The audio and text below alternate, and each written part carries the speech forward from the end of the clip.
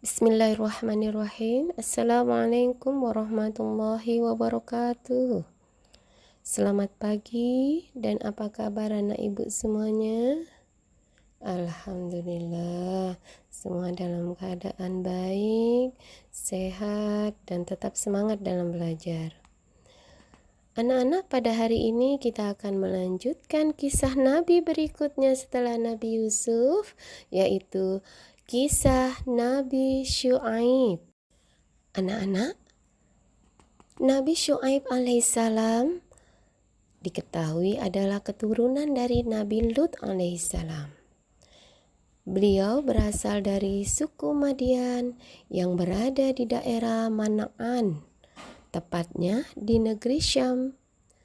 Nah, penduduknya kebanyakan bekerja sebagai pedagang. Nabi Syuaib memerintahkan kaumnya untuk menyembah hanya kepada Allah Subhanahu wa Ta'ala dan berbuat jujur dalam timbangan.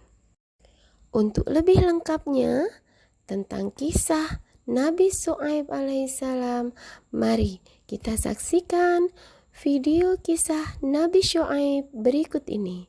Selamat menyaksikan.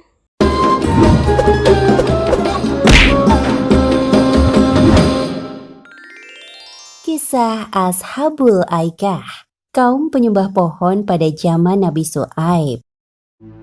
Kisah ini disebutkan beberapa kali dalam Al-Quran. Salah satunya pada surat Asy-Syu'ara ayat 176 hingga 191. Diceritakan bahwa pada zaman Nabi Syuaib ada suatu kaum yang lebih memilih menyembah pohon daripada beriman kepada Allah Subhanahu wa Ta'ala. Akibatnya, Allah menurunkan azab berupa gempa bumi yang dahsyat menghancurkan kaum ini. Nabi Syuaib alaihi salam diperintahkan Allah untuk berdakwah kepada suatu kaum yang tinggal di daerah Madian, sebuah kawasan di antara Hijaz dan Syam. Kaum ini terkenal dengan julukan Ashabul Aikah yang memiliki arti penyembah pohon. Seperti yang disebutkan dalam Al-Quran, surat Asy-Syu'ara ayat 176. Penduduk Aikah telah mendustakan para nabi.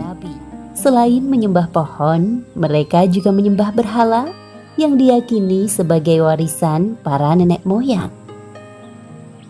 Nabi Syuaib tak henti-hentinya mengajak kaum Aikah untuk meninggalkan sesembahan mereka yang tidak bisa memberi manfaat sedikit pun. Namun sayangnya mereka tetap pada keyakinannya. Wahai kaumku, sembahlah Allah SWT.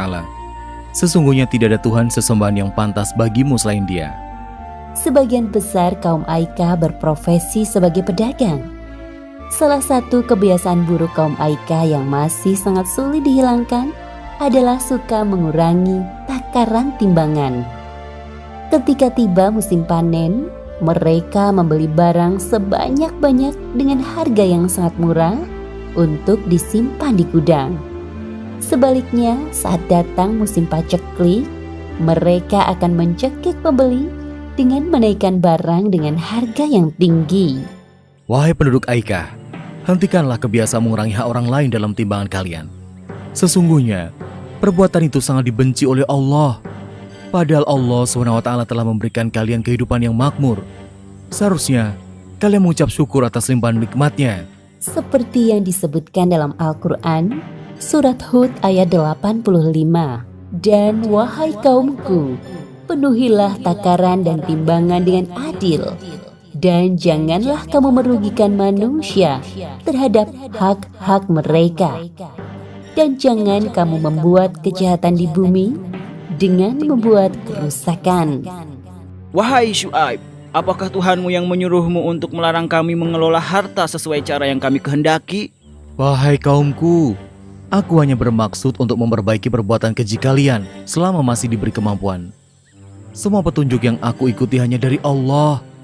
Hanya kepadanya aku bertawakal dan kepadanya pula aku kembali. Jadi, sekarang engkau juga menyuruh agar meninggalkan sesembahan para nenek moyang kami? Tidak semudah itu, wahai Syuaib. Wahai kaumku, sesungguhnya aku lebih khawatir kepada kalian. Jika kalian tetap tidak mau beriman kepada Allah, Allah akan menimpakan azab yang pedih. Ingatkah kalian siksaan yang ditimpakan Allah kepada kaum Nuh, Hud, Saleh, bahkan kaum Lut, nenek moyang kalian sendiri? Apa yang engkau bicarakan, wahai Syuaib? Itu hanya cerita dongeng pengantar tidur yang sulit kami percaya. Mendengar hal itu, Nabi Syuaib merasa sedih. Beliau terus memikirkan nasib kaumnya yang sangat sulit untuk diajak berbuat kebaikan. Namun begitu, beliau tidak putus asa. Nabi Syuaib terus berdoa kepada Allah agar kaumnya segera diberikan hidayah. Ya Allah, bukakanlah pintu hati mereka agar mau mengikuti ajaranku. Di antara kaum Aika yang menentang ajaran Nabi Syuaib, ada sebagian orang yang mulai menyadari kesalahannya. Sepertinya apa yang dikatakan Nabi Syuaib itu ada benarnya. Ya, aku juga merasa begitu. Apa sebaiknya kita tinggalkan saja berhala-berhala itu?